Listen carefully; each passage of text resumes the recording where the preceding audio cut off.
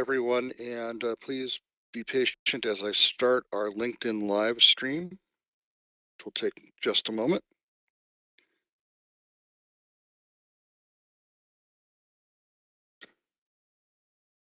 For future, we are going to be moving to the Zoom platform for webinars, but today we're still on our WebEx platform, which is a little cranky.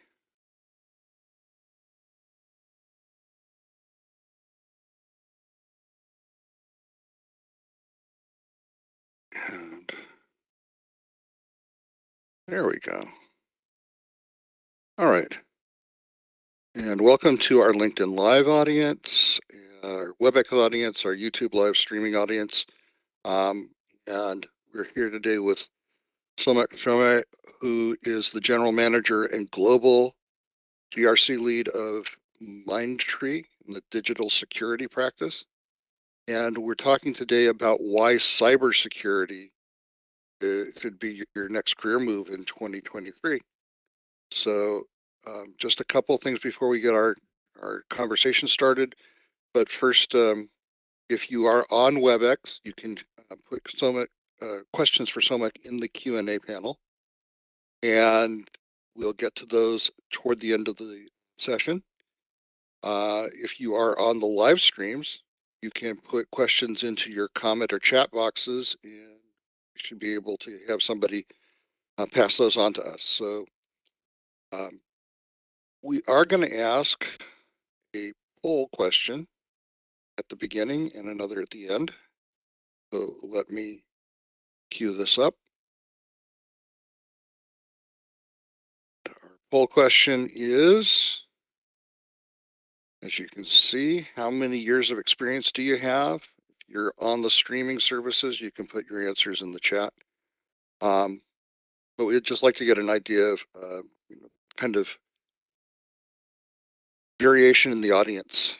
So we also asked the second question, how you're doing, because over the last several years during lockdowns and surges and pandemics and everything else that's happened, people have been under a lot of psychological stress. So we'd like to check in with you about that. Close the poll in about 5 seconds.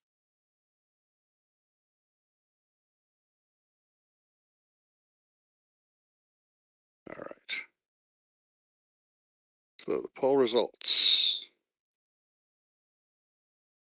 And a bimodal distribution of about 40% of the folks who are still in college or university, and two ends of the spectrum.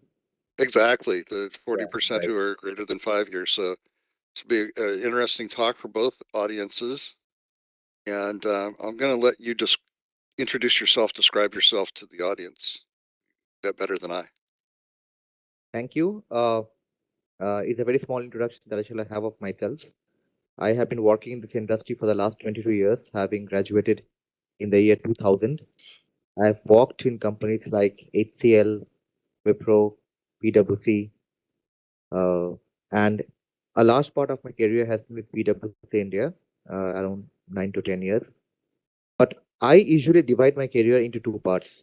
So in cybersecurity or in the domain of information security, I always understand there are two sides of the table, right? So one side is the practice side, where you practice the subject as a cybersecurity practitioner. You could be an advisor, you could be a consultant, so you could be a system integrator, okay? But that's the practice side. The other side is the consumption side, where you consume cybersecurity services, being the cybersecurity or the information security leadership of the company. Okay, so I have been on both the sides. So on the practice side, I have been with PwC mostly and IBM. On the consumption side, I have been a CISO, Chief Information Security Officer, with a NBFC company, with one of the service delivery arms of PwC, also in Wipro. So I have fairly equal amounts of experience on both the two sides. And I think today that these two kind of experiences have helped me. So today, whatever I'm going to speak about will come from these two diverse experiences. Thank Okay. you. All right. Let's get into our discussion then. So we're curious to know. First off, there was a question from the audience. So can you lay just a foundation of what cybersecurity covers in current world we live in? We've been through the pandemic. We've been through the transition to non-contact and work from home, and all of the things that took digital transformation and put it into hyperdrive. And so that plus the fact that so much of our lives is lived on mobile devices. Can you kind of just give that kind of baseline for what cybersecurity covers today? Well, the boundaries of cybersecurity have definitely expanded over the last few years, and especially post the pandemic. So, when I started my career in 2000, it used to be called network security. Network security used to be all. So, there were firewalls and intrusion detection systems and antiviruses. So, if you now bracket them, you will understand the network firewall, intrusion detection, or intrusion prevention system, or even antiviruses are more on the network security side. Gradually, systems evolved. Okay, it became more of infrastructure security. Okay, then all kinds of information came in. It became more of information security. Now, with the digitization, the rapid progress of digitization is more called more of cyber or digital security. So, but the overall crux remains same. Whatever data or information that I have, I need to protect. So, like all the jewelries and ornaments that you have in your house, I have certain targets to protect, and my target is my data or information. And this could also be my reputation, everything. So those I need to protect. How I protect and from whom I protect is all about cybersecurity. Now data is digital. Okay. So cybersecurity is not limited to only digital, but because digital is so big in our lives, like the Simplilearn webinar itself, it's a digital way of learning, right? We Hmm. we say go less to a classroom and go more to a digital classroom, like Simplilearn, right? So similarly, the digital is so big in our life, so it's more of digital security than rather physical security. But anyway, that's also part of it. So digital security domain has increased and now it is part of our daily life. Previously, it used to be the domain of an enterprise or a company. Okay, a company says that I have certain assets to protect and I need cybersecurity. But the same feeling now also comes from individual like you and me. Outside a practitioner, you and me lead regular lives with our families, right? We go to a club, we go to the shopping mall, we go for groceries, we use apps to download and to use for our daily lives.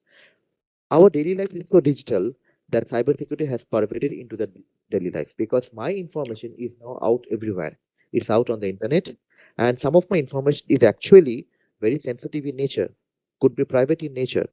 Okay. So my information about myself is so much out on the internet, I need to protect myself.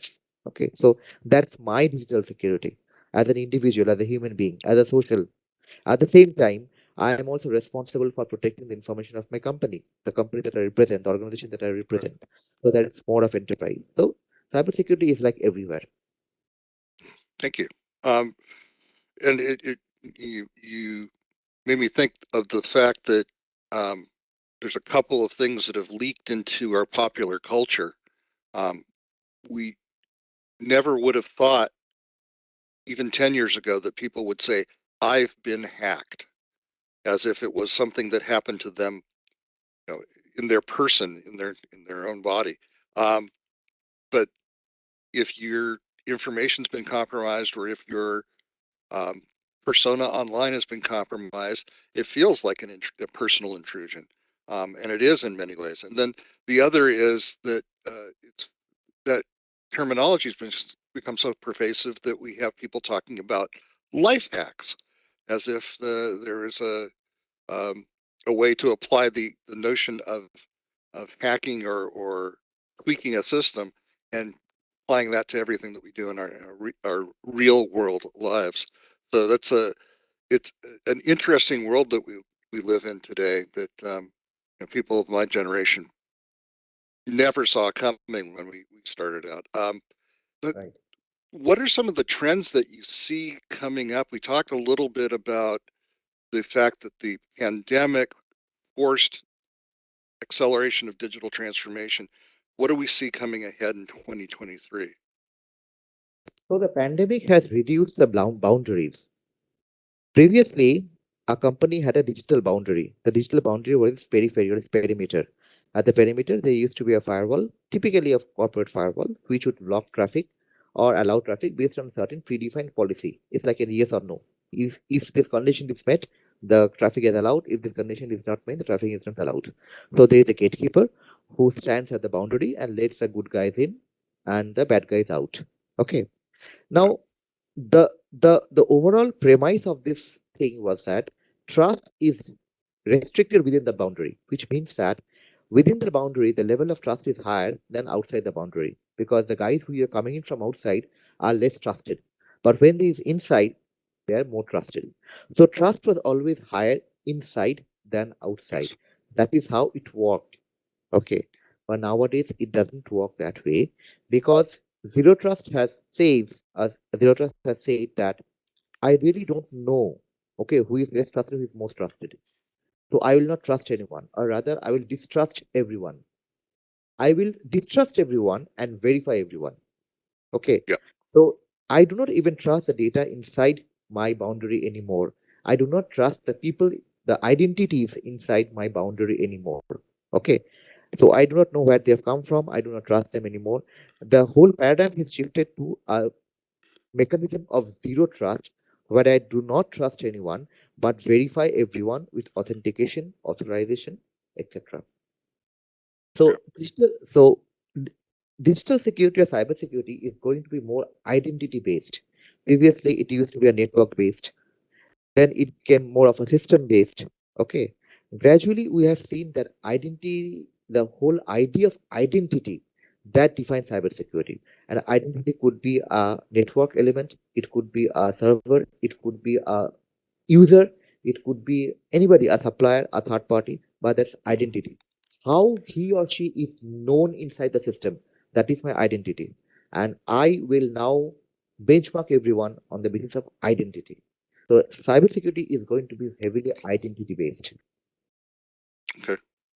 That makes sense. And as you talked about zero trust, you reminded me of uh, an episode in history where President Ronald Reagan was speaking about strategic arms talks with the Soviet Union, and he quoted a Russian proverb: "Trust but verify." And so now you're describing an environment where don't trust and verify is more the rule, so that Right, so right. that there's another example from the Cold War. I happen to enjoy history a little bit, and there was a film called Failsafe, and one of the concepts in the film was that a American air crew being sent on a mission to bomb the Soviet Union erroneously could not receive a command even from the President of the United States to return because they didn't know if they could trust the order not to be a fake one from the enemy. So this is the same type of problem that we now have where you can't trust that an email that you get from your boss is really an email from your boss unless you have verified that through the security systems in your organization. So um, when you're talking about careers in cybersecurity, what are some of the career paths that you can recommend to people who either enter this field from college or they enter this field from a pivot from another direction in technology? Okay. Assuming I mean, there are people from all age groups out here, from all Yeah, levels of experience. Like I see some people in college or university, some people have more than 5 years of experience. Let right. me tell you one thing, cybersecurity is not a static subject. Okay. So what I tell today may not hold tomorrow because between the 24 hours of today and tomorrow, some new technology would have come and some new attack would have been developed. Okay. So cybersecurity is constantly a moving target. Hmm. So, but can you cope up with this? It's really difficult. So though the target is moving, don't go on running after the target all the time. What I'm saying is that uh, there are certain careers in cybersecurity which make sense today. Some of them might not make sense tomorrow, and some of these were not available maybe 2 years back. But let me tell you, like cybersecurity analyst, network security engineer, incident response analyst, then IoT security, mobile security analyst, or secure coder. Okay. So these are some of the starting points where you can start your domain, your journey in cybersecurity. Okay. Like programmer. Now, most of us, because of the proliferation of IT services in India and elsewhere, we end up in companies like Wipro, Infosys, HCL, which are large IT services companies. Okay. But in cybersecurity, when you will understand a cyber product or an application, you understand that much of the security it comes from inside the how the product has been created or programmed. So then you will soon understand that if you learn to code securely, you will be able to make a more secure product. Okay. So all the cyber products, all the computer applications or apps or mobile apps or whatever we see have to be coded securely. So there's definitely a large career in secure coding. Okay. Now, which is now called DevSecOps. Okay. Hmm. DevOps and DevSecOps is slightly different because security is getting into the development cycle. Initially, Yeah. it was only a development cycle. Now, security is getting into the beginning of the development cycle. It's called shift left. So DevSecOps. So DevSecOps is a very hot career option. Okay, so people who start with programming and definitely after some time move into DevOps and DevSecOps kind of careers. That's one. Cybersecurity. One more hot career option in cybersecurity is incident response. Because of the multitude of breaches and attacks, you need to respond to them, right? So there are incidents all the time. Okay. Now, incident response is a skill that requires a lot of other variety of skills. Okay, you don't gather the skills in a day, but incident response uh, is definitely one of the favorite career options for cybersecurity in these days. Now, whatever I am saying, what all career options I'm giving, please understand that most of these are supplemented are by strong certification. Okay. So if you want to demonstrate to the world that you are truly a DevSecOps guy, you may want to go in for a DevSecOps kind of certification. If you want to show that you are a good, efficient incident handler, incident responder, you should go for incident response certifications put it by companies like SANS, SANS, right? So cybersecurity, now as you grow up the ladder, as you grow up the ladder of cybersecurity, you'll understand that the horizon is getting stretched. So you are no more an engineer, you are no more an analyst, you are no more a incident handler. You become more of a information security manager or cybersecurity architect. So those roles are gradually up the ladder. Okay, an architect, designer, system designer, then information security manager, cybersecurity manager, and the CISO, chief information security officer. These roles are gradually up the ladder. So Yeah. definitely there is a progression in cybersecurity, and that is how it happens. Great. That's a great overview or roadmap for people to look ahead toward.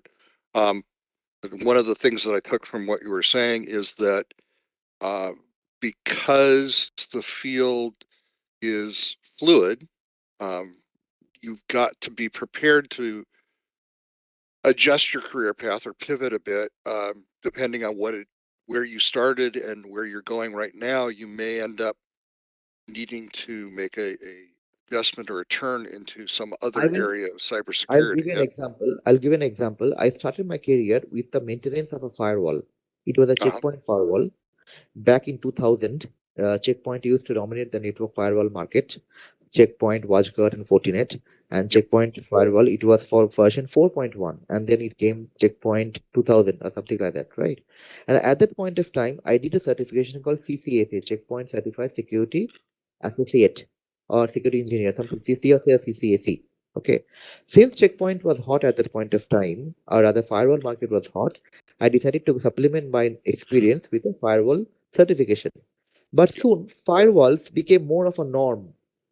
Now, nobody talks about firewall. It is considered a norm. It's considered like you have a light and a fan in your room. It's considered like that. So Yeah. people do not need a firewall engineer anymore, number one. Okay. And the skill of firewall management has got into an overall larger bucket. And nowadays, firewalls are more available in a managed service mode, where a service provider is providing the firewall as a service. Okay, so a lot of the roles has changed. So what I'm saying is, back in 2000, I used to be a firewall engineer. I could not have continued that line after 5 or 6 years. Okay, I have changed because the market has changed. So you need to Yep. constantly evolve and move with the market. Yep. And that implies another aspect, which is to be uh, flexible and broad in your skill base. And we talk about, the common term in learning and development is the T-shaped expert, where you have a broad range of skills in a particular field, and then you develop skills in one aspect of that field to become the specialist or expert. But that broad range gives you the ability then to gradually migrate if field changes. For example, you need to move from firewalls to intrusion, general intrusion detection, or things like that. Then you have that base of skills that gives you that ability. Another aspect of that, and I'm going to ask you to comment on in a moment, but one thing I wanted to mention is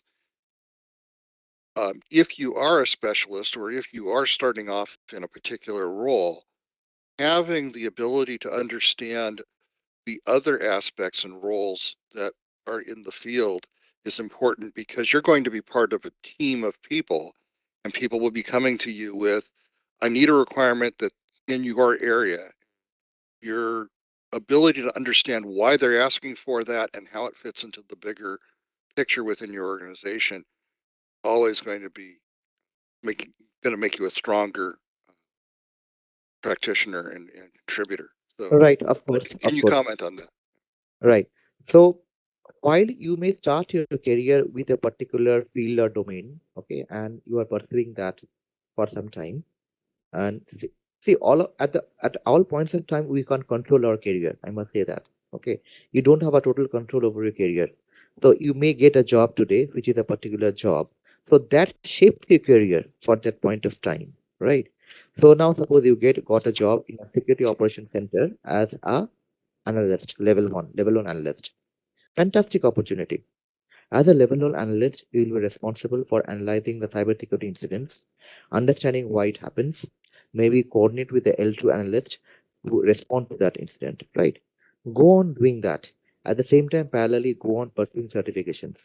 But certification is never going to become a replacement or alternate for experience. Experience counts much, Right. much more. Our certification will just top it up like an ice cream. Okay. Mm-hmm. So as you pursue that career and you pursue certifications to demonstrate your knowledge of that, you gradually broaden out. So in a SOC, in a security operations center, because why I'm saying about a SOC, because today many cybersecurity roles are available in a SOC, because SOC is a large service, cybersecurity service which is consumed, which is provided and consumed, right? And Mm-hmm. a SOC, a typical SOC from a large company will employ a lot of people. Maybe in a single session or batch, it will employ 100 people. So maybe it's working across three batches, it can have 300 people. Okay. So look at the other roles in the SOC. Application security. So you will have people who are pursuing application security, threat and vulnerability management kind of roles, who are assessing the threats in an application and then trying to remediate them. Okay, that's an application security role. Okay, look at incident response. Okay, look at threat hunting, proactive threat hunting. Threat hunting is a supplement to threat intelligence. Okay, so threat hunting is a activity which you do on the deep web and the dark web. Okay, it Mm-hmm. requires you a different kind of skills. So if you're in a SOC, fortunately, I'll call that a fortune, try to broaden out. The more kinds of diverse roles you try to gather, your vision and horizon of cybersecurity will become more and more complete. Otherwise, you'll remain stuck to only a incident response engineer. Okay. So Yeah. if you're aiming for a CISO, if you're aiming for this fat ticket, fat money roles, okay, which you think will give you a lot of money in the future, you need to have knowledge of everything. You may not end up being a master of everything, okay, but you may be a master of one, and you have knowledge of everything. But unless you have a knowledge of everything, you can look at the bigger picture from a top. You can't go to the top.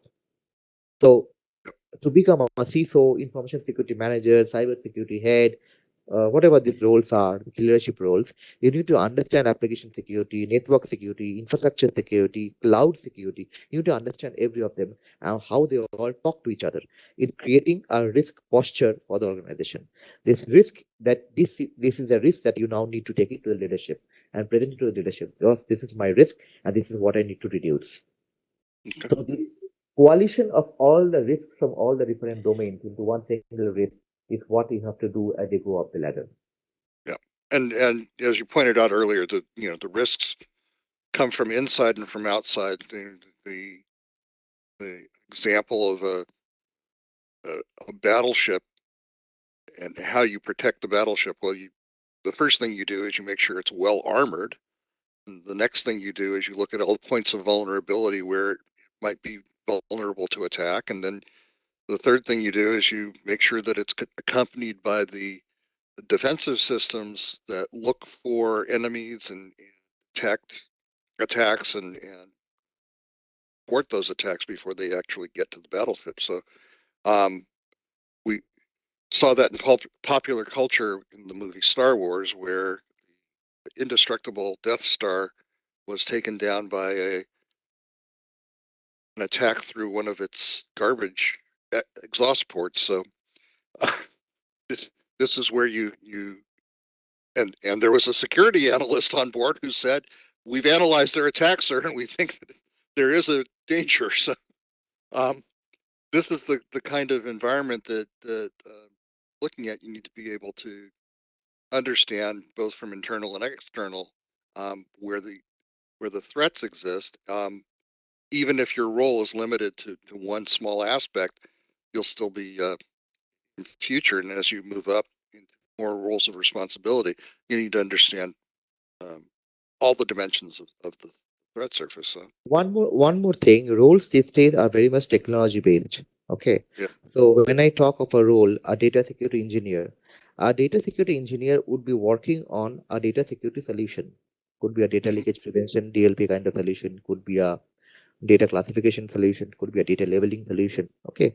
But data security engineer would be working on a technology solution which tries to protect the data. Okay. Mm-hmm. So an identity engineer would work on identity management solution, an IDAM or IAM solution. Okay. Right. Or an identity engineer would be working on a privileged identity management solution like PIM or PAM. Okay. So why I'm saying this is that your role means that your role today is based on a solution, it's based on technology. Okay. So when I look at a person, I look at a resource, I will first want to know what technology he is bringing to the table. Okay. Mm-hmm. Suppose we're implementing a privileged identity management solution in the company, PIM, based on CyberArk, suppose, for example. Okay. So I need someone, or rather a team of people, to control and to operate or run the solution. Okay. Take actions because the solution will pick up a lot of incidents, it create a lot of incidents. So I need people on incident management. Okay. So I need people who know the solution, the technology, can respond to an incident and come back. Okay. So I may require an identity management solution who knows the solution. I may require a risk engineer who will risk analyst who will understand the risk out of it.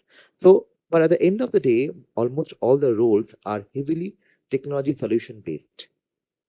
Mm-hmm. Yeah, that makes sense. And that does bring up a question about um, whether somebody who wants to move into this field at the entry level, whether they need to be skilled as a programmer, or are other skills more important? Very difficult question. I understand for everyone, and I understand maybe many people who have this question. Uh, Programming experience always helps. So if you're coming from a programming background or if you're coming from a system administration background and you're fortunate to have that, please continue with that. Cybersecurity will automatically fall on your platter. You can't avoid it. Suppose you're today a Unix administrator, you're a server administrator or something, or a cloud VM administrator. Okay. Today, you can't operate or you can't manage a VM, a virtual machine, without cybersecurity. You can't do that. So stay being a VM administrator, but whatever cybersecurity thing opportunity you're getting, try to grab it up. Okay. So what I'm saying is that don't be too pushy. Don't take hasty decisions. Whatever you have, you can always make certain good out of it. It is not something that don't have this feeling, oh, what I have got is not enough, is not adequate. I mean, there's a continuous feeling of discontentment. Whatever you have can be utilized, can be leveraged, can be exploited.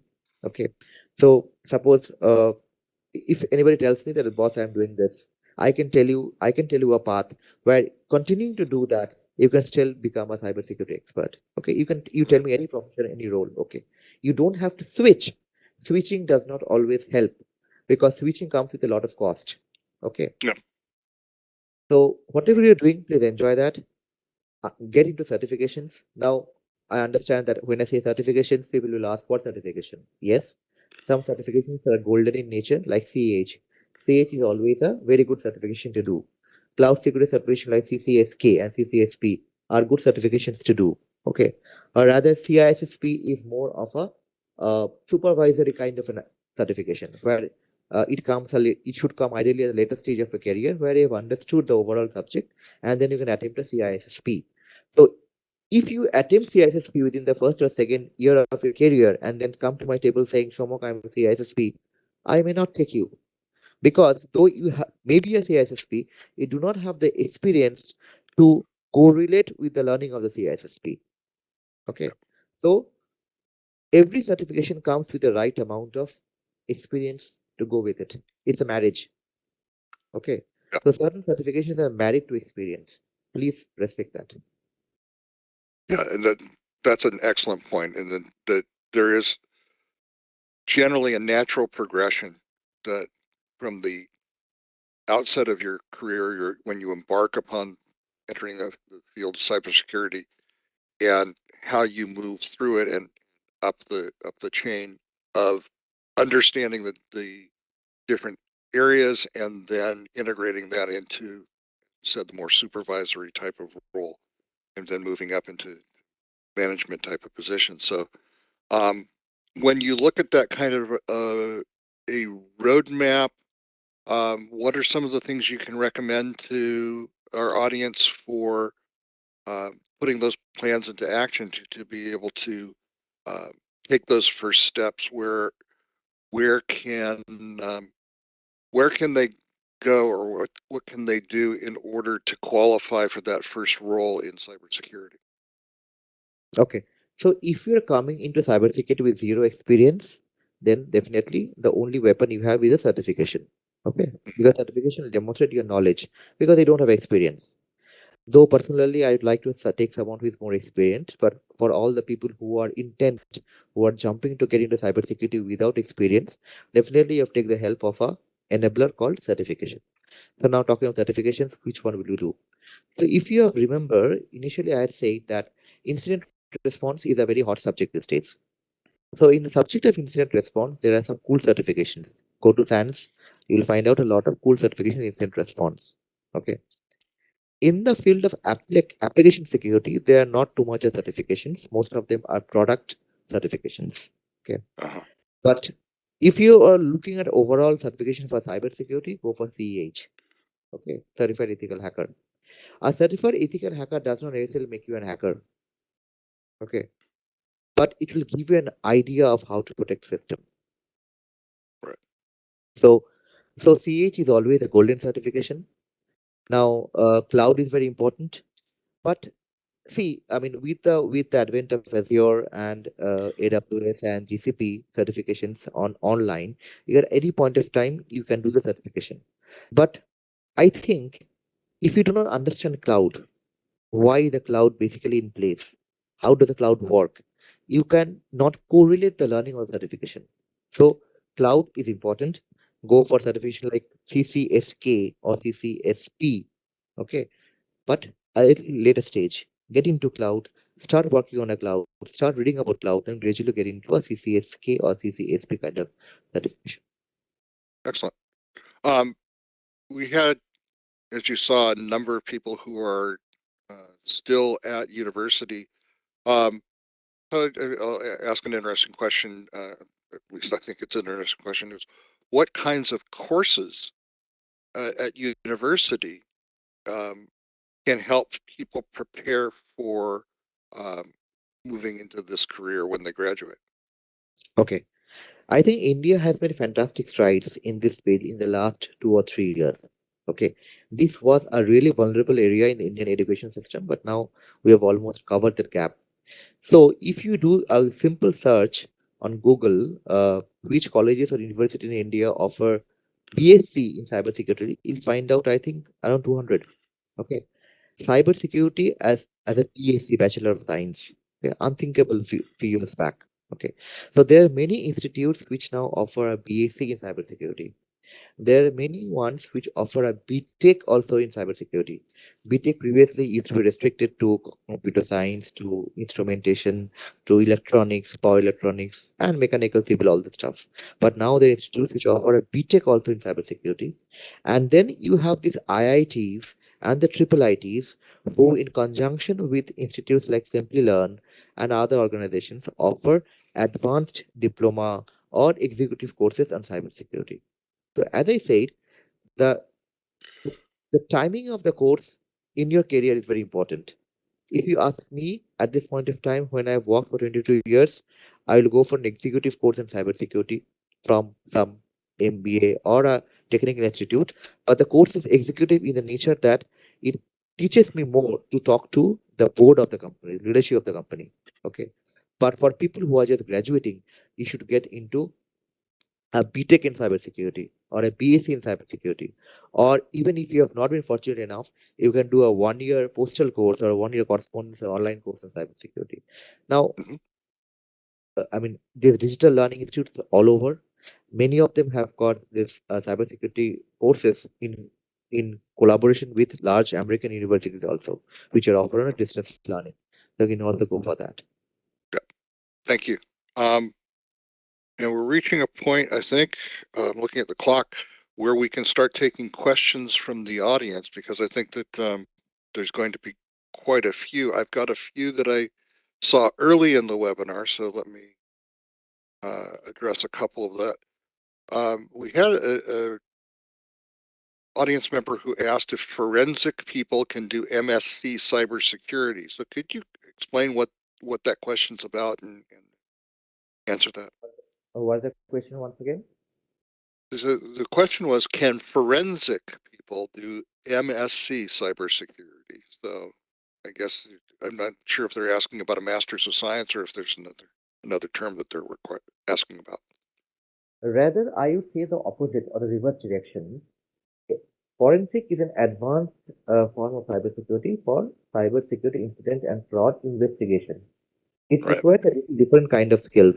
Okay, but forensics is best served or best done if the foundation is of cybersecurity and system security.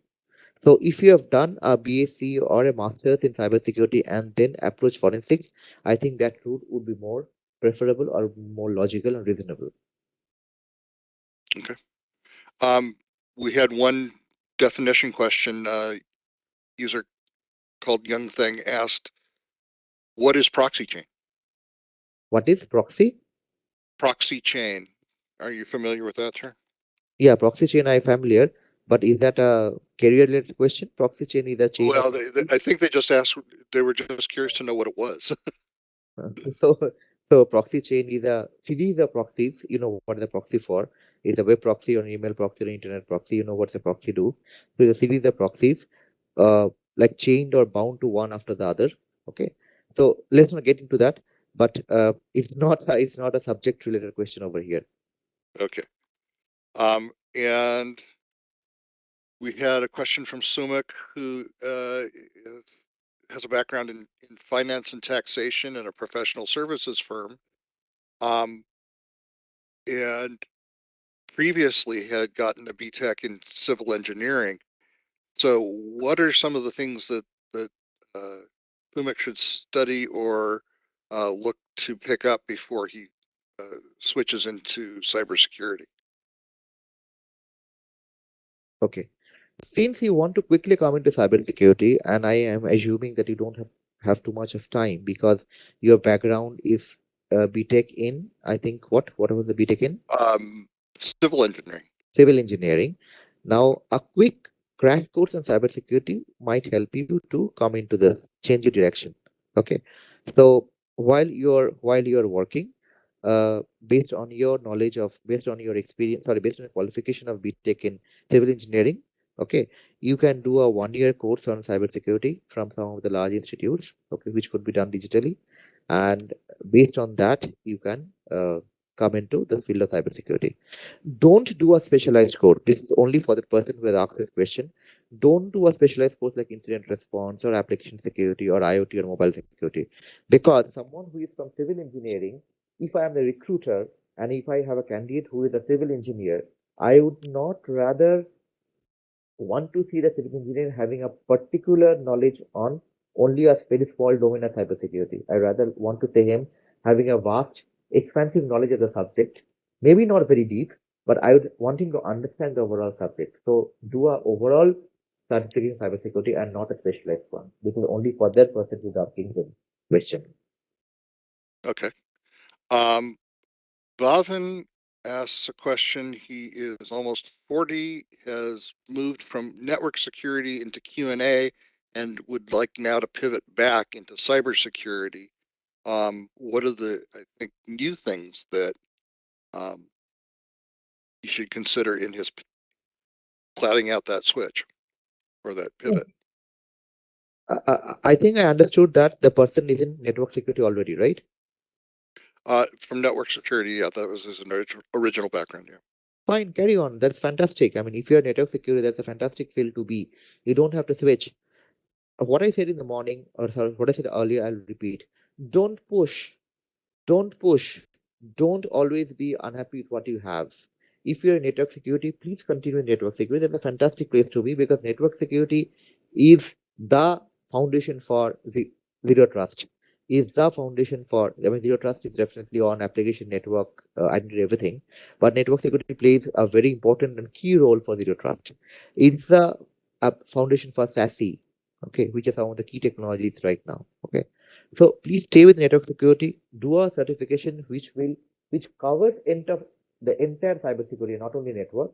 So that will kind of give the message to a hirer, a recruiter. Okay, this guy has got specialized knowledge in network security, but he has got a horizon on cybersecurity. That is the kind of guy I rather prefer to hire. But Okay. stay with network security. Don't push. Don't push. All right. Um, Anuj has asked a question about what is your opinion of people who are self-taught? That is to say that they've pursued various certifications, even though they don't have a formal degree. Is that somebody who you would consider? Yes and no. So, so a self-taught person is someone who who just does everything on his own hand, does not choose to certify himself on base any of the commercially available certifications. Okay. So I am understanding, I assume that his knowledge is fantastic, but how does he demonstrate his knowledge? He has to demonstrate the benchmark with the reference, right? So Right. at the end of the day, when he writes his CV and uh, or his biodata, and what will he write? He will write knowledge, but then someone would have to demonstrate that knowledge, right? So a cybersecurity certification or any kind of formal education demonstrates your knowledge. So I would say the way the industry works right now at this point of time, uh, I I mean it's difficult to only survive by way of self-taught, but it is fantastic way to start. Be self-taught because that is giving a fantastic background, but also gradually start doing formal courses on the subject to demonstrate what you know. Okay. I think that that also addresses the question that came from Tanya because she asked um, if a degree is necessary to work in cybersecurity, if the alternative is to take various classes and certifications to gain that knowledge and demonstrate that knowledge. Yes, Um, it is necessary. See, when I am a hiring manager and I have got suppose say 10 CVs on my table. Okay. maybe the CV of suppose a Nitin can be fantastic. I mean, he has done everything hands-on, and maybe he's an ethical hacker. I mean, he has done a lot of research and whatever. But how would I know what he has done? Only a certification or a knowledge or a qualification proves what he has done. I will not say that is the best judgment or that's the best yardstick of judging, but that actually uh, kind of tells you what he has done. Okay, so when I've got 10 CVs and I need to take look at one or two, I'll go definitely for the ones which are more qualified. Okay, and then I'll verify them. Okay. Um, so having the degree is one of those things where you have demonstrated that you have the discipline and you have the broad background that came with that study, and that gives you kind of an platform underneath your Yes. career. So uh, there are people, as some of the folks in the audience have mentioned, there are people they know who have succeeded without a degree, but your advice is a degree is going to give you a significant advantage. See, Uh, if you're giving the examples of the world leaders or the CEOs of the largest companies of the world, many of them don't have a formal education. mhm. But though that's a fantastic example, and we'd all have them as role models, understand they are very few in number. Yep. We are talking of them because they are few, because there's only one CEO of suppose say Google or whatever. There's only Yeah. one CEO of company. Okay. So we are looking at these examples because they're only unique. The identity is unique. Okay. But most of the people, and I'm definitely uh, sure that you can succeed with only self-taught knowledge. Okay, but then when it is in a competitive world outside and your CV has to be judged among others, I think qualification will help. Yep. Um, we have Siva who asks, he's a CCNA network engineer, and is curious to know what kinds of platforms are important to know about. He's talking about things like Linux, uh, different firewall technologies, and that types of thing. What types of platforms and tools does he need to be aware of in the current environment? If you're talking of tools, I cannot name one tool because cybersecurity is about 1001 tools. Okay, you can't end your day, you can't end your career learning tools. Okay, Hmm. today you learn one tool, even in suppose in the field of identity management, IDAM, IAM, or identity access management. There are 1001 tools itself. There are companies every day who are coming up with new and new tools. Okay, how much will you learn? More basic is a concept. And where do you get the concept from? Okay, basic fundamental certifications. As I said, CAH is a fundamental certification. Okay, CISSP at a higher level, at an intermediate or higher level, is a fundamental certification. Always go for fundamental certifications which give you overall knowledge of the subject.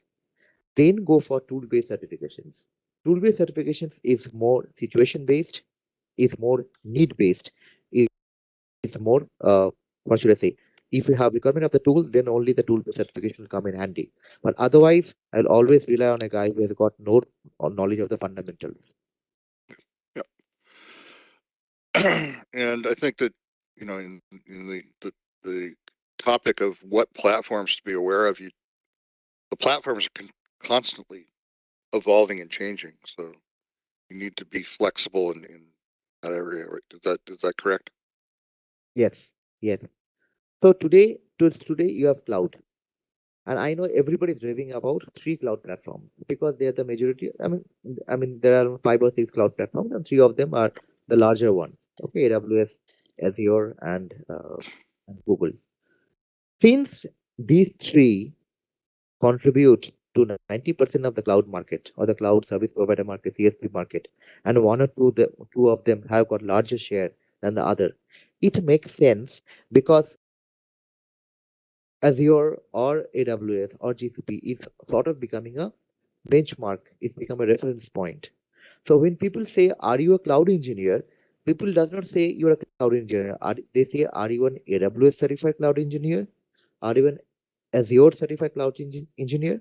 That is what people say. because these technologies are the only 2 or 3 technologies in the world right now. Okay. But as more technology will come, it will not be limited to AWS or Azure anymore. Okay. So what is relevant today may not be relevant tomorrow. Yeah, that makes sense. Um, we have a question from John who asks, I think he's graduating from what we would call in the U.S. high school.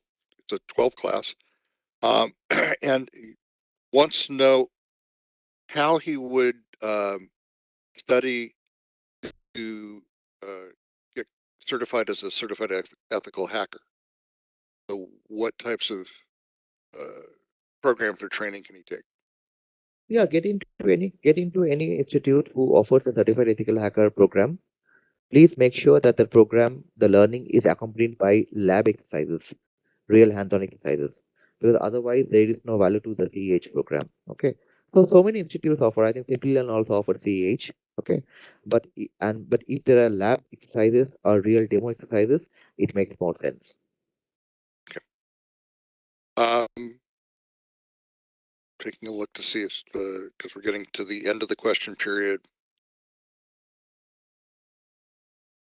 So here is a kind of philosophical question, which is a good one from The cyber philosophy. Naeem.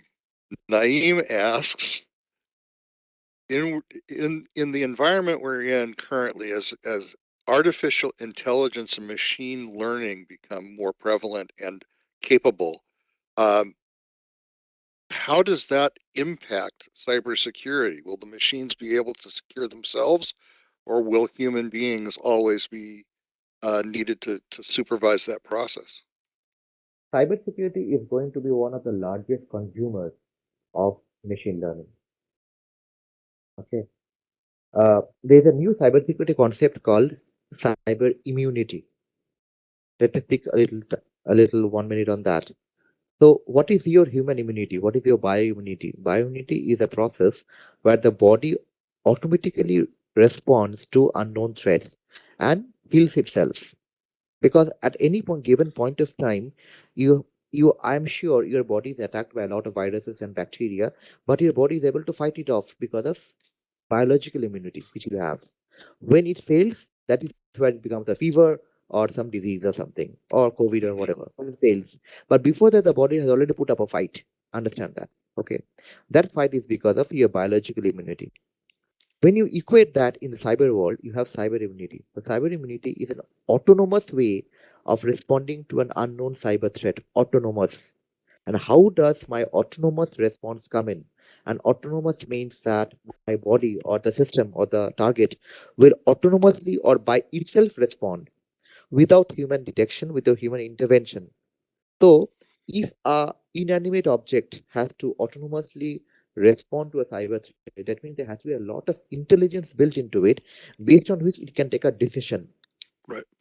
So, AI and ML is going to have impact cybersecurity in such a way that a lot of cyber mundane jobs are becoming not only they'll become automated, not only they'll become automated means they'll become more consistent, regular, and automated. Okay, but cyber immunity will gradually benefit more from AI and ML. So don't fear, your cybersecurity jobs are not going to go away with more AI and ML. Yep. And the example of comparing machine immunity to human immunity is great because in human immunity, one of the mechanisms is that when your body encounters a new type of antigen or foreign invader, your immune system doesn't know how to deal with it at the very beginning, but once it learns that it's foreign and potentially harmful, it creates antibodies. So it programs itself to attack that invader whenever it again occurs. And this is why vaccines work because you get a sample of Right. what the disease uh, organism is, and then your antibodies are formed.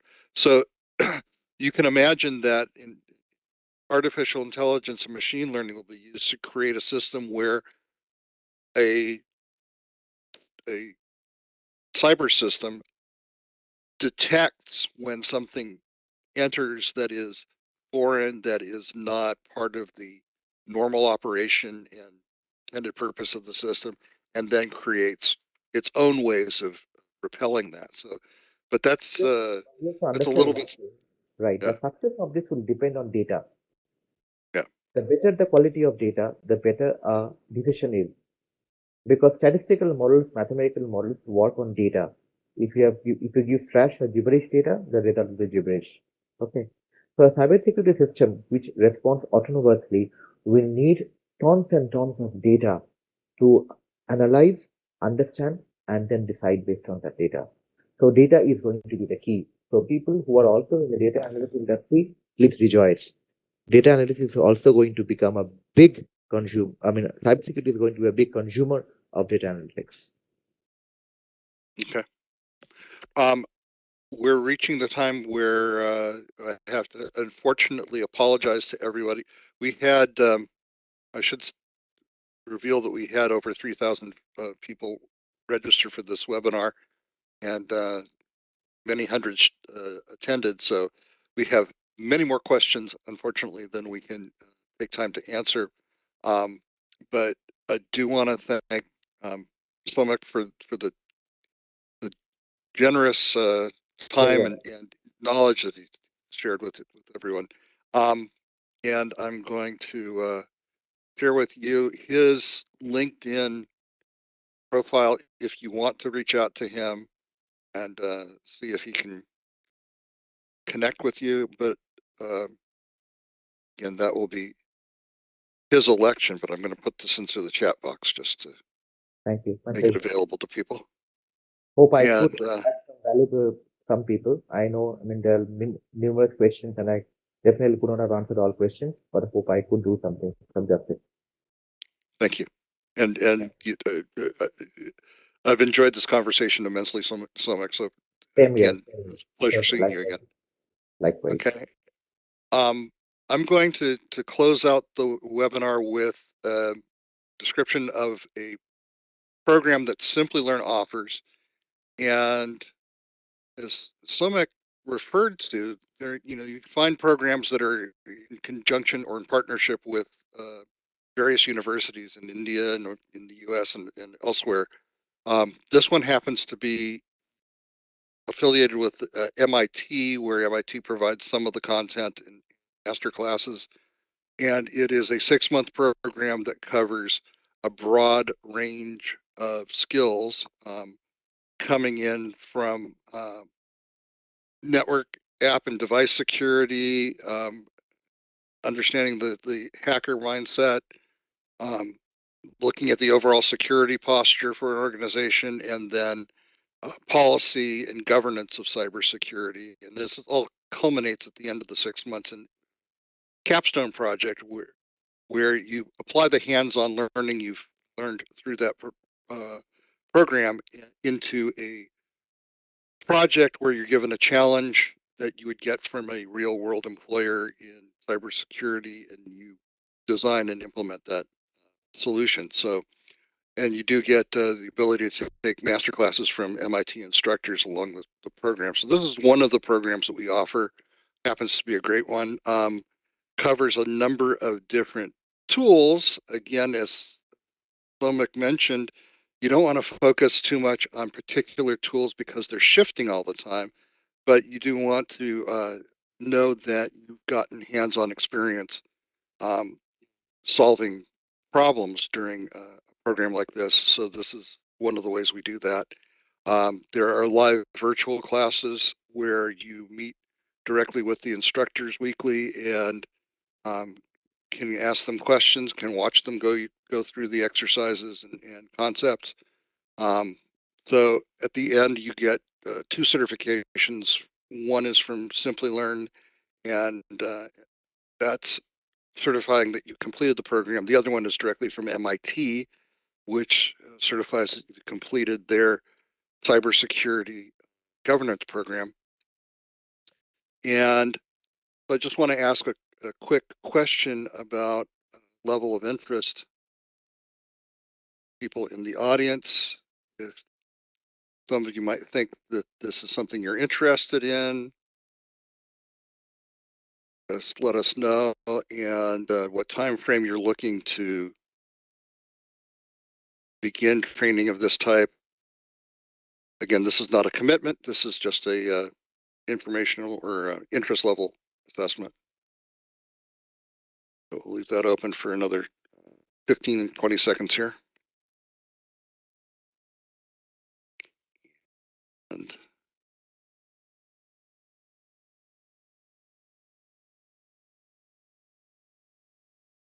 you got about 10 seconds to get your answer in.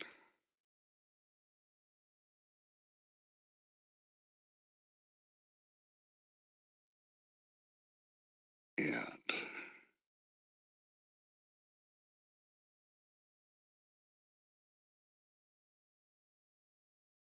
about half the audience said that they are interested. Another 40% said they may be interested.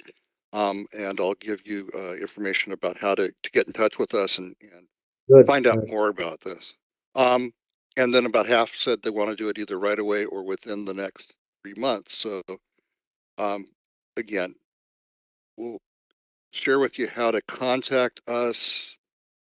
As have this thank you slide up. I'll go into the chat and share with you the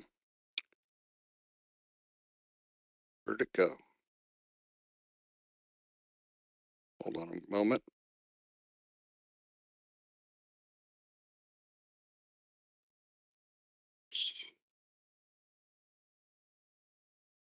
I will pull that up.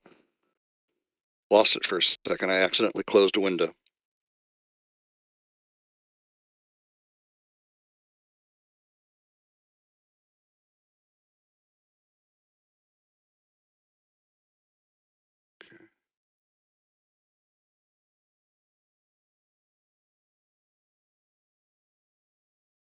Please bear with me for just a moment.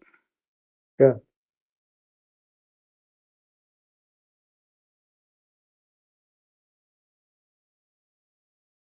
There we go.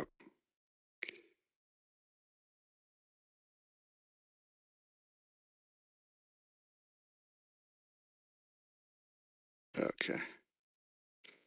I had it at my fingertips, but then I accidentally closed it. This is the email address that you can contact us, and also the URL for the program page for the program I just described. And we also invite you to connect with us on our social media channels at Simplilearn on Facebook, Twitter, Simplilearn on LinkedIn. We would love to have you join us for more of these informational webinars. And we'd also love to welcome you into our learner community. And again, a very, very heartfelt thanks to Somek for being here today and sharing with you his expertise and experience in this industry. Yeah. And that concludes our webinar for today. Thank you all for being here with us.